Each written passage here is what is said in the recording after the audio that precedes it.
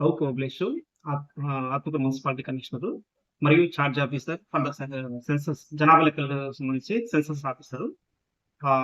ప్రస్తుతం ఇప్పటి వరకు కూడా మన ఆత్మకూరు మున్సిపాలిటీలో ఎన్యూమరేటర్స్ 85 మందిని మన సచివాలయ సిబ్బందిని తీసుకోవడం జరిగింది. 12 మంది సూపర్వైజర్స్‌ని, జూనియర్ అసిస్టెంట్‌ని, సీనియర్ అసిస్టెంట్ మన ప్రిన్సిపల్ ఆఫీస్ సిబ్బందిని తీసుకోవడం జరిగింది.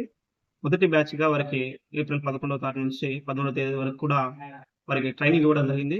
మరి రెండవ బ్యాచ్ 15వ తారీఖు నుంచి 17వ తారీఖు ఉంటుంది. దీనిలో భాగంగా వారికి ఫీల్డ్ లెవెల్ ట్రైనింగ్ కూడా ఇవ్వడం జరిగింది. ఆల్రెడీ ఇప్పటి వరకు కూడా మనము హెచ్ఎల్‌పీస్ హౌస్ లిస్టింగ్ బ్లాక్స్ అనేది అన్ని కూడా ఆన్‌లైన్‌లో ఫిల్ చేయడం జరిగింది. ఈ జరగబోయేటువంటి ఈ యొక్క జనాభా గణన 16వది భారతదేశంలో. ఈ 16వ జనాభా గణనలో మనకి మే 1వ తారీఖు నుంచి 30వ తారీఖు వరకు 31 వరకు కూడా మన ఎన్యూమరేటర్స్ మీ యొక్క వారికి సచివాలయ సిబ్బందిని అలాట్ చేస్తున్నాం కాబట్టి వాళ్ళు కూడా మీ ఫీల్డ్‌కి వచ్చి ఇంటింటికి వచ్చి ఈ యొక్క సర్వే చేయడం జరుగుతుంది. దీనిలో భాగంగానే మనకి ఏప్రిల్ 16వ తారీఖు నుంచి 30వ తారీఖు వరకు కూడా సెల్ఫ్ ఎన్యూమరేషన్ అనేటువంటి ఒక ఆప్షన్ ఉంది. అంటే స్వీయ గణన. ప్రజలు వాళ్ళంతట సొంతంగా వారు ఆన్‌లైన్‌లో నుంచి తమకు సంబంధించినటువంటి డేటాను, ఈ యొక్క జనాభా గణనకు సంబంధించిన డేటాని ఆన్‌లైన్‌లో పొందుపరిస్తే, ఆ డేటా మొత్తం ఆటోమేటిక్‌గా మనకి మెయిన్ పోర్టల్‌లోకి అప్‌లోడ్ అవుతుంది. అప్‌లోడ్ అయినప్పుడు సెల్ఫ్ ఎన్యూమరేషన్ చేసిన తర్వాత ఎవరైతే ఎన్యూమరేటర్స్ మన ఇంటికి ఫీల్డ్‌కి వస్తారో, వాళ్ళు వచ్చినప్పుడు ఆ డేటా మొత్తం కూడా క్రాస్ చెక్ చేసుకొని సబ్మిట్ చేయడం జరుగుతుంది. కాబట్టి దీంట్లో భాగంగా మనకి చూస్తే 33 క్వెషన్‌లు ఉంటుంది. దాంట్లో మొదటిగా ఇళ్ల జాబితా సేకరణలో అడిగేటువంటి ప్రశ్నలు చూస్తే, మొదటిగా ఇంటి నెంబరు, రెండవది జనగణన జాబితాలో కేటాయించిన నెంబరు, మూడవదిగా చూస్తే ఇంటిలో ఫ్లోర్‌కు వాడినటువంటి మెటీరియల్ ఏం వాడినారు అనేటువంటి క్వెషన్ ఉంటుంది. నాలుగవది చూస్తే ఇంటి గోడల నిర్మాణంలో ప్రధానంగా వాడినటువంటి మెటీరియల్ ఏంటి అనేటువంటి క్వెషన్ ఉంటుంది. దీనిలో చూసుకుంటే ఇటుక వాడారా లేదా రాయి వాడారా అనేటువంటి క్వెషన్ మనకు అక్కడ సమాధానం చెప్పాల్సి ఉంటుంది.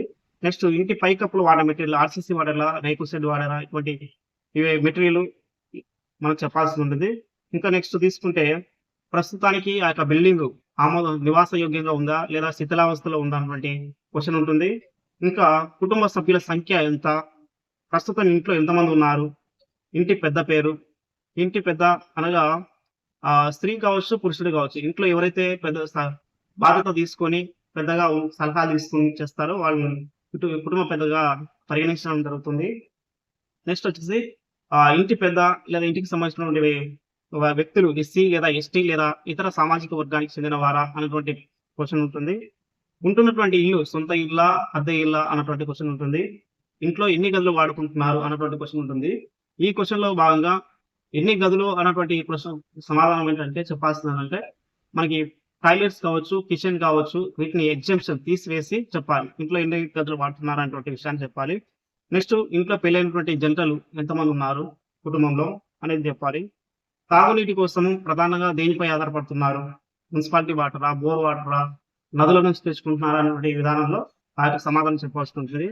ఇంకా నెక్స్ట్ తాగునీటి వనరులు అందుబాటులో ఉన్నాయా అని 18వ క్వెషన్ తీసుకుంటే ఇంట్లో విద్యుత్ అవసరాలకు ఏ వనరులు ఉపయోగిస్తున్నారు? సోలారా లేదా విద్యుత్ వాడుతున్నారా అనేటువంటి క్వెషన్ ఉంటుంది. మరుగుదొడ్లు ఇంట్లోనే ఉన్నాయా అన్న క్వెషన్ ఉంటుంది. నెక్స్ట్ చూస్తే ఇంటికి డ్రైనేజ్ వ్యవస్థ ఉందా? డ్రైనేజ్ వ్యవస్థ ఉంటే ఓపెన్ డ్రైనేజా లేదా అండర్ గ్రౌండ్ డ్రైనేజా అనేటువంటి క్వెషన్ ఉంటుంది. నెక్స్ట్ బాత్రూమ్‌కి పైకప్పు ఉందా అనేటువంటి క్వెషన్ కూడా ఉంటుంది. వంట కోసం ప్రధానంగా ఏం వాడుతున్నారు? ఎల్‌పీజీ వాడుతున్నారా? కట్టెల పొయ్యి వాడుతున్నారా అనేటువంటి క్వెషన్ కూడా ఉంటుంది. ఇంట్లో కుటుంబ సభ్యులు రేడియో లేదా టీవీ వినియోగిస్తున్నారా అనేటువంటి క్వెషన్ కూడా ఉంటుంది. ఇంట్లో ల్యాప్‌టాప్స్, కంప్యూటర్లు ఉన్నాయా అనేటువంటి క్వెషన్ కూడా ఉంటుంది. టెలిఫోన్, మొబైల్ ఫోన్లు, స్మార్ట్ ఫోన్లు ఉన్నాయా అనేటువంటి క్వెషన్ కూడా ఉంటుంది. కుటుంబంలో ద్విచక్ర వాహనాలు ఉన్నాయా అనేటువంటి క్వెషన్ కూడా ఉంటుంది. ఇంకో క్వెషన్ తీసుకుంటే కారు గాని, జీప్ గాని, వ్యాన్ గాని ఏమైనా ఉన్నాయా? మరి ప్రధానంగా తీసుకుంటే ఇంట్లో ప్రధానంగా తినేటువంటి ఆహార ధాన్యం ఏంటి అనేటువంటి క్వెషన్ ఉంటుంది. దీనిలో భాగంగా వరి, గోధుమ ఇట్లా ఏదైతే కుటుంబంలో ప్రధానంగా తీసుకుంటున్నారో ఆహార పదార్థాన్ని వాళ్ళు చెప్పాల్సి ఉంటుంది. చివరిగా 33వ క్వెషన్ తీసుకుంటే ఫోన్ నంబర్, ఇంటి పెద్ద ఎవరైతే ఉంటారో వారి యొక్క ఫోన్ నంబరు తీసుకొని డేటా సబ్మిట్ చేయడం జరుగుతుంది. ఇదంతా కూడా మనకి తీసుకోవడానికి కారణం ఏంటంటే, ఇది గవర్నమెంట్ లెవెల్‌లో మనకి ఈ యొక్క 33 క్వెషన్ల మీద బేస్ చేసుకొని మనకి పాలసీ డిజైన్ చేయడం జరుగుతుంది. పేద అంటే ఎస్సీ, ఎస్టీ వర్గాలకు సంబంధించి గాని, ఓబీసీ మైనారిటీ వర్గాలకు సంబంధించి గాని, బడుగు బలహీన వర్గాలకు సంబంధించి గాని, దానికి సంబంధించి ఈ యొక్క పాలసీ మేకింగ్ అనేది చేయడం జరుగుతుంది. కాబట్టి పట్టణ ప్రజలందరూ కూడా ఈ యొక్క సెల్ఫ్ ఎన్యూమరేషన్ అనేది కూడా ఏప్రిల్ 16వ తేదీ నుంచి 30వ తారీఖు వరకు ఉంది కాబట్టి దీన్ని సద్వినియోగం చేసుకోవాలని కోరుకుంటున్నాము. దీనికి వెబ్ పోర్టల్ వచ్చేసి web portal self enumeration census 2027 అనే ఆప్షన్ ఉంటుంది. దీన్ని క్లిక్ చేసినచో census management and monitoring system అనేటువంటి ఆప్షన్ ఉంటుంది. ఇక్కడ సెల్ఫ్ ఎన్యూమరేషన్ సెన్సస్ 2027 దీన్ని మనం క్లిక్ ఇస్తే మెయిన్ పోర్టల్లోకి వెళ్ళిపోతుంది. ఇక్కడ మనకి స్టేట్ లేదా యూనియన్ టెరిటరీ అనే ఒక ఆప్షన్ ఉంటుంది. మనం ఇక్కడ సెలెక్ట్ చేసుకోవాలి. ఆంధ్రప్రదేశ్, మనం ఆంధ్రప్రదేశ్ కాబట్టి మన రాష్ట్రం ఆంధ్రప్రదేశ్ ఎంచుకోవాలి. తర్వాత మనకి క్యాప్చా ఉంటుంది.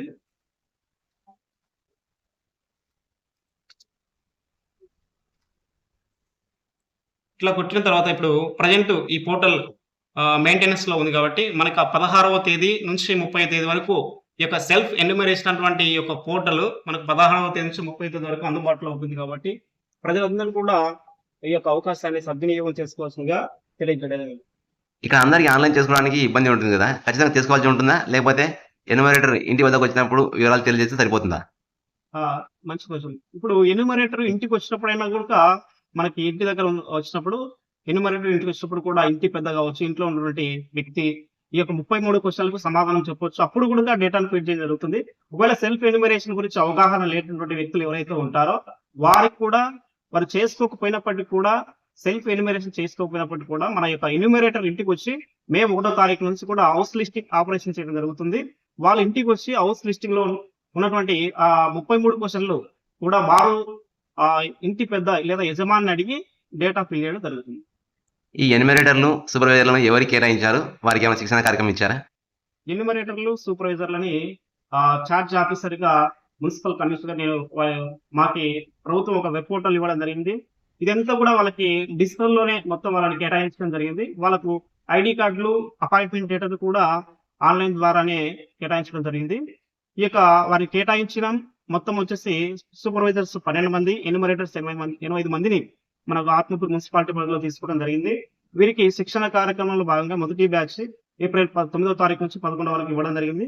రెండో బ్యాచ్ ఏప్రిల్ 15 నుంచి 17 వరకు వారికి కూడా ట్రైనింగ్ ఇవ్వడం జరుగుతుంది. ప్రభుత్వం నిర్ణయించిన ఈ 33 ప్రశ్నలు పబ్లిక్ సానుకూలంగా వ్యవహరిస్తారా, లేక ఏమైనా అభ్యంతరాలు తెలిపే అవకాశం ఉందా? ఈ క్వశ్చన్లలో ఏమైనా ఇబ్బందికరంగా ఉన్నాయా?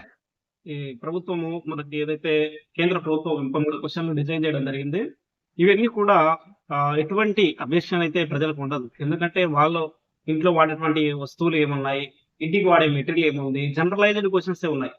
అంటే ఇంకొక విధంగా చూస్తే క్యాస్ట్ రిలేటెడ్ చూస్తే ఎస్సీ లేదా ఎస్టీ లేదా ఇతర వర్గానికి చెందిన వారటువంటి క్వశ్చన్ ఉంటుంది. దాంట్లో కూడా ఎటువంటి అబ్జెక్షన్ అయితే లేదు. ఎందుకంటే ప్రభుత్వము భవిష్యత్తులో ఈ యొక్క పాలసీస్ డిజైన్ చేయడానికి ఈ యొక్క సెన్సస్ అనేది ఉపయోగపడుతుంది కాబట్టి ప్రజలు కూడా సహకరిస్తారని కోరుకుంటున్నాను. ప్రజలకు ఇంతవరకు ఏమైనా అవగాహన కార్యక్రమాలు చేపట్టారా, ఏమైనా ఇంకా చేపడతారా?